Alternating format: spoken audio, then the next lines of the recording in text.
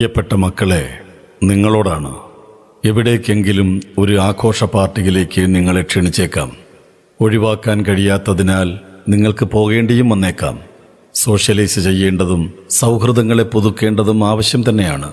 എന്നാൽ എവിടെ, ഏതുതരം പാർട്ടിക്കാണ് നിങ്ങൾ പോകുന്നത് എന്ന ഉത്തമ ബോധ്യം നിങ്ങൾക്കുണ്ടായിരിക്കണം. ഒഴിവാക്കുകയും അകറ്റി നിർത്തേണ്ടതുമായുള്ള സകലതിനെയും ബോധപൂർവം തന്നെ ഒഴിവാക്കുകയും വേണം. LSD, MDMA, കഞ്ചാവ്, ഹെറോയിൻ, മാജിക് മഷ്റൂം എന്നിങ്ങനെ പല സാധനങ്ങൾ വിലസുന്ന പാർട്ടികളുണ്ടാവാം. അവ ടാബ്ലറ്റ്, ഇഞ്ചക്ഷൻ, പൗഡർ, പുകയ്ക്കൽ, പിന്നീട് വായിൽ വെച്ചൊട്ടിക്കുന്ന സ്റ്റാമ്പ് രൂപത്തിലും ഇവയൊക്കെ സുലഭമാണ്. ഇനി പാർട്ടിയിൽ പങ്കെടുത്തു കഴിഞ്ഞു എന്നിരിക്കട്ടെ, സൗഹൃദത്തിൻ്റെ സമ്മർദ്ദം നിങ്ങളിലേക്ക് വരും. ഇതൊന്ന് വലിച്ചു നോക്കൂ, ഇതൊന്ന് കുത്തിവെച്ച് നോക്കടാ, ഇതൊന്ന് കഴിച്ചു നോക്ക് എന്നൊക്കെയുള്ള സമ്മർദ്ദങ്ങൾ. നിങ്ങൾ ഉപയോഗിക്കാൻ തയ്യാറല്ലെങ്കിൽ അമ്മയെ പേടിയാണോ, അച്ഛനെ പേടിയാണോടാ, നീ ആണാണോടാ എന്നിങ്ങനെ നാണം കെടുത്താൻ ശ്രമിക്കുന്ന സമ്മർദ്ദങ്ങളും നിങ്ങളിലേക്ക് വരാം.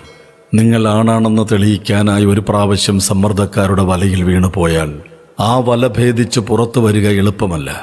വലയിൽ വീണു കഴിഞ്ഞാൽ യഥാർത്ഥത്തിൽ നിങ്ങളുടെ ആണത്വം ഇവിടെ നിന്ന് ക്രമേണ നഷ്ടപ്പെടാൻ തുടങ്ങുകയാണ്. മക്കളെ എന്ന സംബോധനയിൽ ആൺകുട്ടികൾ മാത്രമല്ല, ലഹരിയുടെ മായാവലയങ്ങൾക്കിടയിൽപ്പെട്ടു പോകുന്നതിൽ, അതിൻ്റെ കെടുതികളേറെ അനുഭവിക്കേണ്ടി വരുന്നതിൽ പെൺകുട്ടികളുടെ എണ്ണവും അവിശ്വസനീയമാം വിധം ഏറെയാണ്. ഓരോ ലഹരി പാർട്ടിയും അവസാനിക്കുന്നത് മക്കളെ നിങ്ങളുടെ വിലയേറിയതെല്ലാം നഷ്ടപ്പെടുത്തിക്കൊണ്ടും മൂല്യവത്തായ ജീവിത വിശുദ്ധിയെ ഇല്ലായ്മ ചെയ്തുകൊണ്ടുമാണ്.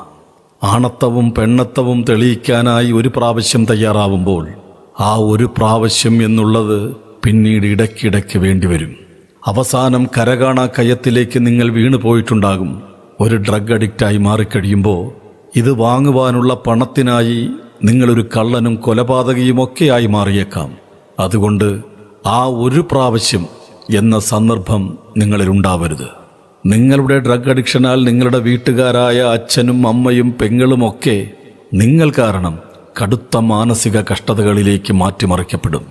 അത് പലപ്പോഴും കൂട്ട ആത്മഹത്യകളിലേക്ക് നയിക്കപ്പെടും. ഒരിക്കൽ നിങ്ങൾ ലഹരിയുടെ ഉപഭോക്താവായി മാറുമ്പോൾ യഥാർത്ഥത്തിൽ ലഹരി മാഫിയയിലെ കണ്ണിയായും വിതരണക്കാരനായും കൂടി മാറുകയാണ്. അങ്ങനെ സ്വന്തത്തിനും കുടുംബത്തിനും സമൂഹത്തിനും രാജ്യത്തിനാകെ തന്നെയും നാശം വിതയ്ക്കുന്നവരായി നിങ്ങൾ മാറുകയാണ്. ഒരിക്കൽ നിങ്ങൾ